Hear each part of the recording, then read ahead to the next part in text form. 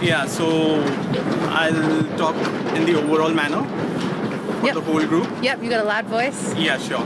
So the first thing that we sensed was delocalization while William was walking. We heard a lot of machinery noise. We were actually not able to figure out from which side it's being emitted or which side it's coming. And if you see the Williams and Ada's walk, they were like confined spaces. It's like open street. Then we are entering into a closed street. So over there, the noise was less. It was audible enough to hear what's happening in the street. And the whole, over there we could hear the whooshing sound of the air. It was also like we couldn't actually figure out that either it's coming from the west or from the right. Are you talking about outside Federation Square? Yeah, I'm talking about the part where Ada brought us, the confined part where the graffiti was there. Yeah, and then it's like as we entered the Federation Square, the noise was totally outside noise was totally blocked. I guess it's due to the architectural heights and the acoustic materials, and we could easily listen to the subtle music that was playing in, and then it's like even we felt the transition of the climate. It was like from cold to warm. We could sense from the outside to inside. And the surface is also like, as we climbed down the path, it was the wooden. We could sense that through the whole sound. And the birds were chirping. As we got to the promenade, it was like very silent. We could observe a lot of different sounds, such as the music, our own walking steps, a faraway sound of the rail, people talking. So it's all I observe. And finally this place, I observe a lot of noise. Like it's the constantly being used place. Anything else you'd like to add? Yeah. That's the reason why we choose this kind of area is because it's a place that the tourists will must visit in the Melbourne city. And besides, there are a lot of locals, like in the bar or in the gallery. They also love this place. So it's kind of gathering place, kind of activity place, which we found really interesting about.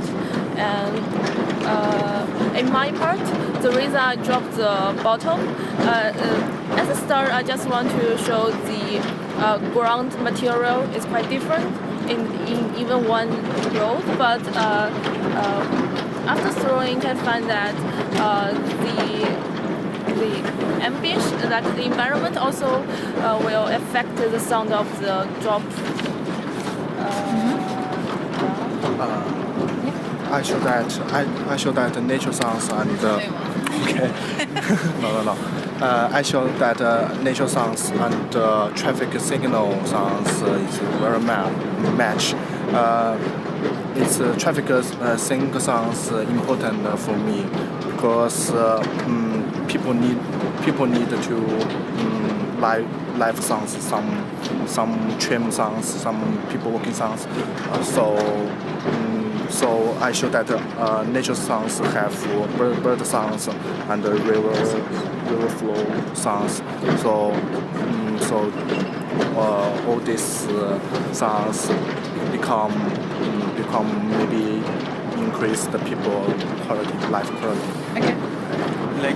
One last thing. It's like I noticed blurring, that is the progressive disappearance of the sound as we transition from one point to the another point. Yeah, I want to add a point. Okay.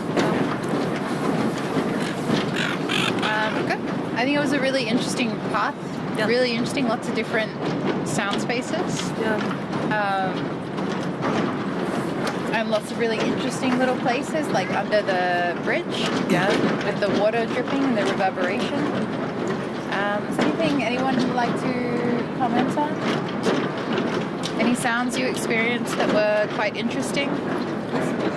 This one is very interesting. I like it a lot. I like the narrow lanes. They were pretty reflective. Yeah, they were really good. And the bottle drop was a very effective way to hear the different reverberation in each place. And were you using the bottle as a marker to identify change of lead?